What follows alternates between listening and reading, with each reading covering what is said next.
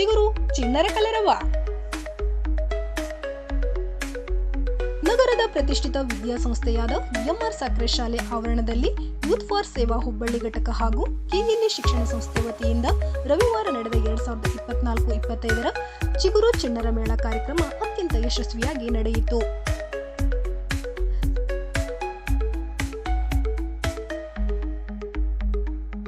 ಈ ಕಾರ್ಯಕ್ರಮಗಳು ಮಕ್ಕಳಿಗೆ ತಮ್ಮ ಪ್ರತಿಭೆಯನ್ನು ಪ್ರದರ್ಶಿಸಲು ವೇದಿಕೆಯಾಗಿದೆ ಮತ್ತು ದೇಶವನ್ನು ಪ್ರಗತಿಯತ್ತ ಕೊಂಡೊಯ್ಯಲು ಉತ್ತಮ ರೀತಿಯಾದ ಶಿಕ್ಷಣವು ಪ್ರಮುಖ ಪಾತ್ರವನ್ನು ನಿರ್ವಹಿಸುತ್ತದೆ. ಸರ್ಕಾರಿ ಶಾಲೆಯಲ್ಲಿ ಓದುವ ಮಕ್ಕಳು ಹಲವಾರು ರೀತಿಯ ಪ್ರತಿಭೆಯನ್ನು ಹೊಂದಿರುವವರು ಆಗಿರುತ್ತಾರೆ. ಅಂತಹ ಮಕ್ಕಳಿಗೆ ಸೂಕ್ತವಾದ ರೀತಿಯ ವಾತಾವರಣವನ್ನು ಕಲ್ಪಿಸಬೇಕು.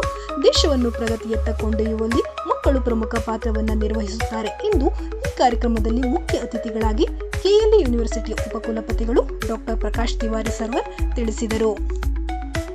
ಈ ಕಾರ್ಯಕ್ರಮಕ್ಕೆ ವಿಶೇಷ ಆಹ್ವಾನಿತರಾದ Shriyut Bhaskar Keshavamurthy, YFS CSR head Bengaluru ಮಾತನಾಡುತ್ತಾ ವಿದ್ಯಾರ್ಥಿಗಳನ್ನು ಹುರಿದುಂಬಿಸಿ ಸ್ಪರ್ಧೆಗಳಲ್ಲಿ ವಿಜೇತರಾಗುವ ಮಕ್ಕಳಿಗೆ ಶುಭಾಶಯ ಕೋರುತ್ತಾ ಹಿನ್ನಡೆಯಾಗುವ ವಿದ್ಯಾರ್ಥಿಗಳು ಅದನ್ನು ಸೋಲು ಎಂದುಕೊಳ್ಳದೆ ಮುಂದೆ ದೊಡ್ಡ ಅವಕಾಶವಿದೆ ಎಂದುಕೊಳ್ಳಬೇಕು ಎಂದು ಹೇಳಿದರು. ಯೂತ್ ಫಾರ್ ಸೇವಾ ಸಂಸ್ಥೆಯ ಎಲ್ಲ ಕಾರ್ಯಚಟುವಟಿಕೆಗಳ ಬಗ್ಗೆ ತಿಳಿಸಿಕೊಟ್ಟರು. ಮಧ್ಯಾಹ್ನದ ಬಹುಮಾನ ವಿತರಣಾ ಸಮಾರಂಭದಲ್ಲಿ doctor Mahesh Desai, neuro psychiatrist Hubballi ಭಾಗವಹಿಸಿ ಮಕ್ಕಳ ಬಗ್ಗೆ ತಮ್ಮ ಅನಿಸಿಕೆಗಳನ್ನ ವ್ಯಕ್ತಪಡಿಸಿದರು. ರಾಷ್ಟ್ರ ನಿರ್ಮಾಣದಲ್ಲಿ ಇಂದಿನ ಮಕ್ಕಳಲ್ಲಿ ಒಳ್ಳೆಯ ಸಂಸ್ಕಾರ, ಸಂಸ್ಕೃತಿಗಳನ್ನು ಬೆಳೆಸಿದರೆ ಮಾತ್ರ ರಾಷ್ಟ್ರಕ್ಕೆ ಒಳಿತಾಗುತ್ತದೆ ಹಾಗೂ ಮಕ್ಕಳ ಭವಿಷ್ಯ ಉಜ್ವಲಗೊಳ್ಳುತ್ತದೆ ಅಂತ ಹೇಳಿ ಮಕ್ಕಳಿಗೆ ತಿಳಿಸಿಕೊಟ್ಟರು.